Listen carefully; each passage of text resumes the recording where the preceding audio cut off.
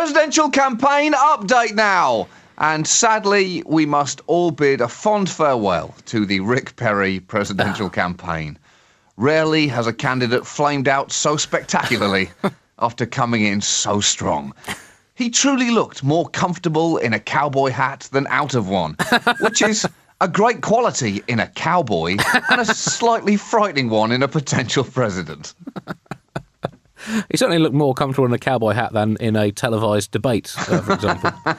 And he has withdrawn from the nominations race.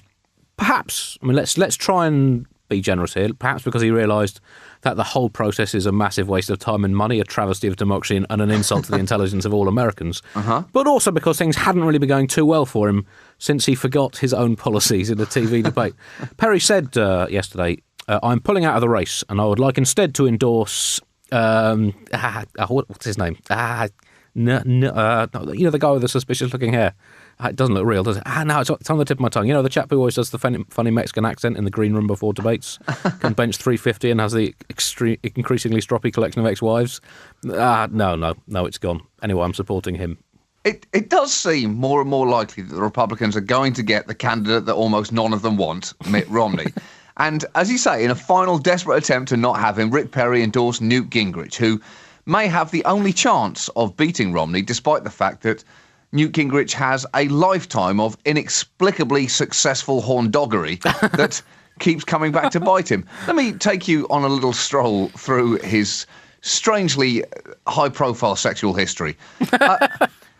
Gingrich met his first wife at high school when she was one of his teachers, so even at that age he was living out the plot of a bad porn film.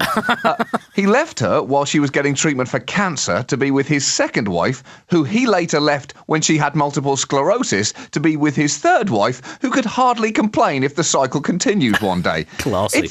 It's not clear exactly how he does this, and his only response to this history seems to basically be, players gone play. Players gone play, people.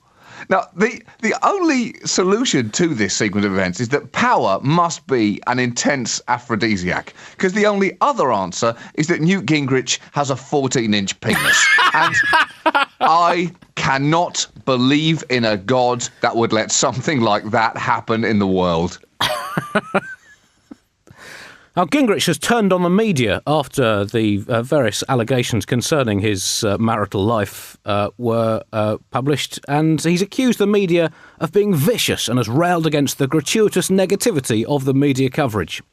Meanwhile, in other American election news, last week Newt Gingrich launched an attack advert against Mitt Romney, slamming his rival for the heinous crime of being able to speak a little bit of basic French. Now, as the old saying goes, do not tease a tiger for being stripy if you're wearing a zebra print dressing gown. It's true. It's absolutely amazing, this ad. It's called The French Connection, and it features a clip of Romney talking in French from when he ran the Winter Olympics. It's accompanied with a French accordion soundtrack, and the ad says that Mr. Romney is a, I quote, Massachusetts moderate who ran away from Ronald Reagan, and the voiceover says, Massachusetts moderate Mitt Romney, he'll say anything to win. Anything. And just like John Kerry, he speaks French too. It's then later has a clip of Mitt Romney saying, Bonjour, je m'appelle Mitt Romney, which is not speaking French. That is reading anything out of a basic phrase book. Is that seriously a point of attack now? I think it is, John. We've talked about the mystifying shame that ex-candidate John Huntsman seemed to be forced to demonstrate in his very useful ability to speak Chinese. And now this. It's bullshit, Andy. Or as Mitt Romney would say, connerie. It's electoral kryptonite. Just, you know, the ability not to be entirely monolingual is, frankly, enough to destroy anyone. And rightly so, John. You know, when your country, America, bought Louisiana off the French, it also bought the right to completely ignore its language and everything it stands for. When did people start getting mixed up between weaknesses and skills, Andy?